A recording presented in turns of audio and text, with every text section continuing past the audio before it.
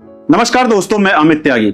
अगर आप YouTube पर LIC term insurance claim settlement ratio search करके इस वीडियो तक पहुंचे हैं तो अगले कुछ मिनट आपके और आपके परिवार के भविष्य के लिए बेहद महत्वपूर्ण होने वाले हैं, क्योंकि आज मैं आपको सिर्फ ये नहीं बताने वाला कि टर्म इंश्योरेंस क्या होता है, बल्कि ये भी बताऊंगा कि क्लेम सेटलमेंट रेशो का सही मतलब क्या होता है। क्या केवल 99% क्लेम सेटलमेंट रेशो देखकर पॉलिसी खरीद लेना सही है? क्या बड़े बड़े क्लेम भी उसी आसानी से पास होते हैं? कौन कौन सी बातें आपको पॉलिसी खरीदने से पहले जरूर चेक करनी चाहिए? और आखिर ऐसी कौन सी गलतियां हैं जिनकी वजह से कुछ लोगों की क्लेम में परेशानी आ जाती है? इसलिए इस वीडियो को अंत तक जरूर देखिए, क्योंकि बीच में मैं आपको एक ऐसी महत्वपूर्ण बात बताऊंगा जो अधिकतर लोग और कई बार नए एजेंट भी मिस कर देते हैं, और उसी एक गलती की वजह से भविष्य में परिवार को कठिनाइयों का सामना करना पड़ सकता है। सबसे पहले एक सवाल सोचिए, अगर आज आपके परिवार की पूरी आर्थिक जिम्मेदारी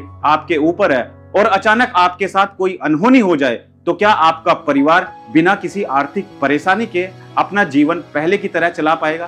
क्या बच्चों की पढ़ाई रुकेगी नहीं? क्या घर का लोन समय पर भर पाएंगे? क्या माता पिता की दवाइयों का खर्च चलता रहेगा? और क्या आपके परिवार को किसी रिश्तेदार या दोस्त के सामने आर्थिक मदद के लिए हाथ फैलाने की जरूरत नहीं पड़ेगी? अगर इन सवालों का जवाब आपको पूरी तरह से नहीं पता तो ये वीडियो आपके लिए। दोस्तों, सबसे पहले समझते हैं कि टर्म इंश्योरेंस आखिर होता क्या है, क्योंकि बहुत से लोग आज भी इसे निवेश समझ लेते हैं, जबकि वास्तविकता यह है कि टर्म इंश्योरेंस मुख्य रूप से आपके परिवार की आर्थिक सुरक्षा के लिए बनाया गया एक प्रोटेक्शन प्लान है, जिसका उद्देश्य आपकी अनुपस्थिति में आपके परिवार को वित्तीय सहायता प्रदान करना है। यह कोई निवेश योजना नहीं है, बल्कि फाइनेंशियल प्रोटेक्शन का एक महत्वपूर्ण माध्यम है। अब यहाँ एक और बात समझना जरूरी है कि बहुत से लोग पूछते हैं कि जब टर्म प्लान में मैच्योरिटी पर पैसा वापस नहीं मिलता तो इसे क्यों खरीदें? इसका जवाब बहुत आसान है, क्योंकि इसका उद्देश्य पैसा बनाना नहीं, बल्कि परिवार की आर्थिक सुरक्षा सुनिश्चित करना है। जैसे आप अपनी कार या स्वास्थ्य का बीमा कराते हैं, ठीक उसी तरह टर्म इंश्योरेंस आपके परिवार की आय की सुरक्षा का एक तरीका है। अब आते हैं उस शब्द पर जिसके कारण शायद आप इस वीडियो तक पहुंचे हैं, और वो है LIC term insurance claim settlement ratio. सबसे पहले ये समझ लीजिए कि क्लेम सेटलमेंट रेशो का मतलब क्या होता है। सरल भाषा में इसका अर्थ यह है कि किसी निश्चित अवधि में, यानी कि निश्चित टेन्योर में प्राप्त वैध दावों, यानी कि जो क्लेम आप प्राप्त किए गए हैं उनमें से कितने प्रतिशत दावों का निपटारा कंपनी ने किया, यानी कि कितने प्रतिशत क्लेम कंपनी ने दिए हैं। लेकिन यहाँ एक बहुत महत्वपूर्ण बात समझना जरूरी है कि केवल क्लेम सेटलमेंट रेशो देखकर किसी भी कंपनी का चयन करना पूरी तस्वीर नहीं दिखाता। मान लीजिए दो कंपनियों का क्लेम सेटलमेंट रेशो लगभग समान है, तो क्या दोनों हर स्थिति में एक जैसी होंगी? जरूरी नहीं। इसलिए केवल 1% देखकर निर्णय लेना समझदारी नहीं होगी, बल्कि आपको यह भी समझना चाहिए कि कंपनी की क्लेम प्रोसेस क्या है, कैसी कंपनी की क्लेम प्रोसेस है, जो डॉक्यूमेंट्स की जांच कैसे होती है, ग्राहक सेवा यानी कस्टमर सर्विसेज कैसी है, पॉलिसी की शर्तें क्या है, और आपने आवेदन करते समय सही जानकारी दी है या नहीं।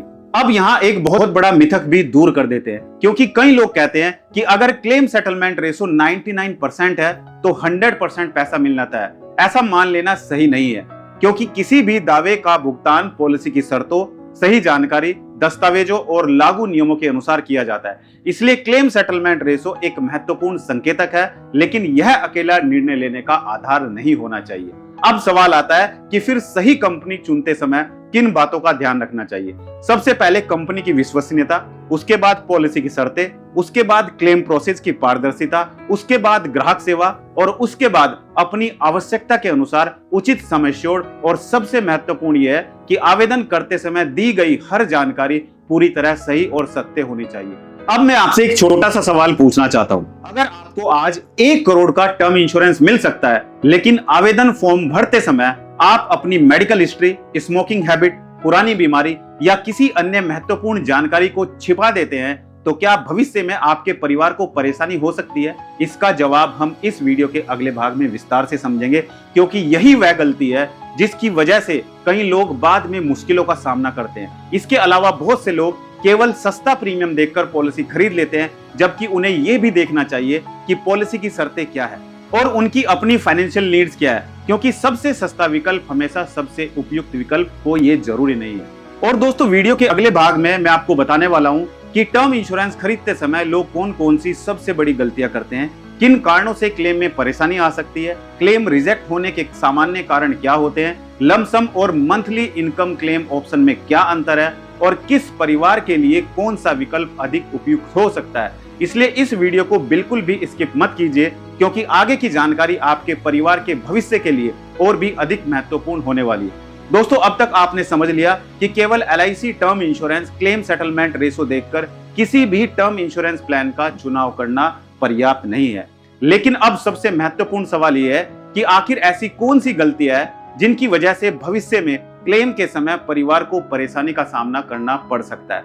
क्योंकि वास्तविकता यह है कि अधिकांश समस्याएं पॉलिसी खरीदने के समय हुई छोटी छोटी गलतियों से शुरू होती है। इसलिए अगर आप आज ये बातें समझ गए तो भविष्य में आपका परिवार अनावश्यक परेशानियों से काफी हद तक बच सकता है। इसलिए इस भाग को बिल्कुल भी स्किप मत कीजिए, क्योंकि यहाँ दी गई जानकारी शायद आपके पूरे वीडियो की सबसे महत्वपूर्ण जानकारी साबित हो सकती है। अब सबसे पहली और सबसे बड़ी गलती है आवेदन फॉर्म भरते समय गलत या अधूरी जानकारी देना। कई लोग सोचते हैं कि अगर हम अपनी कोई पुरानी बीमारी, पुरानी सर्जरी, दवा चलने की जानकारी, स्मोकिंग या तंबाकू की आदत या अन्य महत्वपूर्ण जानकारी छिपा देंगे तो प्रीमियम कम हो जाएगा, लेकिन बाद में यही गलती क्लेम के समय जांच का विषय बन जाती है। इसलिए हमेशा आवेदन फॉर्म में वही जानकारी दे जो पूरी तरह सही और सत्य हो। दूसरी बड़ी गलती किसी दूसरे व्यक्ति से फॉर्म भरवाना और बिना पढ़े उस पर हस्ताक्षर कर देना।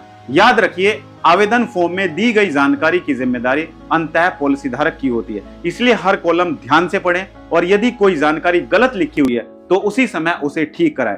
तीसरी बड़ी गलती है केवल सबसे कम प्रीमियम देखकर पॉलिसी खरीद लेना। कई लोग अलग अलग कंपनियों की तुलना केवल प्रीमियम के आधार पर करते हैं, जबकि उन्हें पॉलिसी की शर्तें, सुविधाएं, सेवा, क्लेम प्रक्रिया और अपनी वास्तविक जरूरतों को भी समझना चाहिए, क्योंकि सबसे सस्ता विकल्प हर व्यक्ति के लिए सबसे अच्छा विकल्प हो ये जरूरी नहीं है।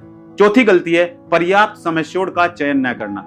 अगर आपकी वार्षिक आय, परिवार की जिम्मेदारियां, बच्चों की पढ़ाई, होम लोन और अन्य वित्तीय लक्ष्य बड़े हैं तो बहुत कम कवर लेने से भविष्य में परिवार की आर्थिक जरूरतें पूरी नहीं हो पाएंगी। इसलिए अपनी आय, खर्च और जिम्मेदारियों का व्यवहारिक आकलन करके उचित बीमा राशि का चयन करें।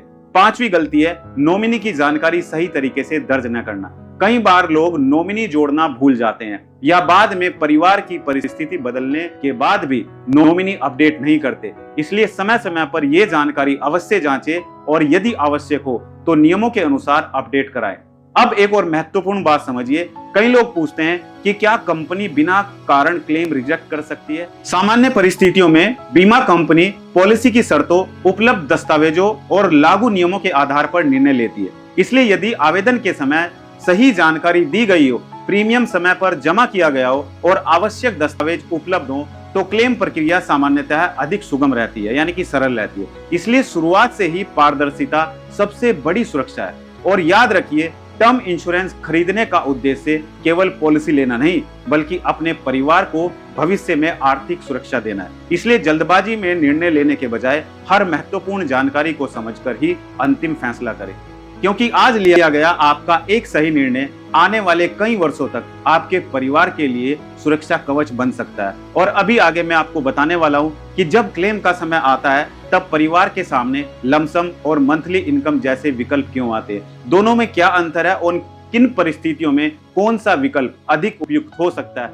दोस्तों, ये जानेंगे हम इस वीडियो के पार्ट 2 में। अगर आप जानना चाहते हैं कि जो क्लेम का पैसा होता है, क्लेम के समय पर जो पैसा मिलता है, वो पैसा हमें एकमुश्त लेना चाहिए या फिर उसको हम किस्तों में लेना किन लोगों के लिए बेहतर होगा, क्योंकि बहुत लोग एकमुश्त पैसा लेते हैं क्लेम पर और बहुत लोग उस पैसे को किस्तों में लेना चाहते हैं। लेकिन कौन सा विकल्प किसके लिए सही है, अगर आप ये जानना चाहते हैं तो कमेंट में हमें बताइए, हम जरूर इसके बारे में इस वीडियो का पार्ट 2 लेकर आएंगे। दोस्तों, वीडियो कैसी लगी हमें जरूर बताइए और अगर आपका कोई सवाल है तो अपना सवाल आप कमेंट सेक्शन में पूछ सकते हैं। दोस्तों, इस वीडियो में इतना ही। मिलते हैं अपनी अगली एक और दिलचस्प वीडियो में। आप सभी का बहुत बहुत धन्यवाद। और हाँ, ये जरूर बताइए क्या आपने अपने परिवार के लिए टर्म इंश्योरेंस लिया हुआ है, अगर हाँ तो जरूर बताइए। धन्यवाद। मिलते हैं अगली वीडियो में। जय हिंद, जय भारत, वंदे मातरम।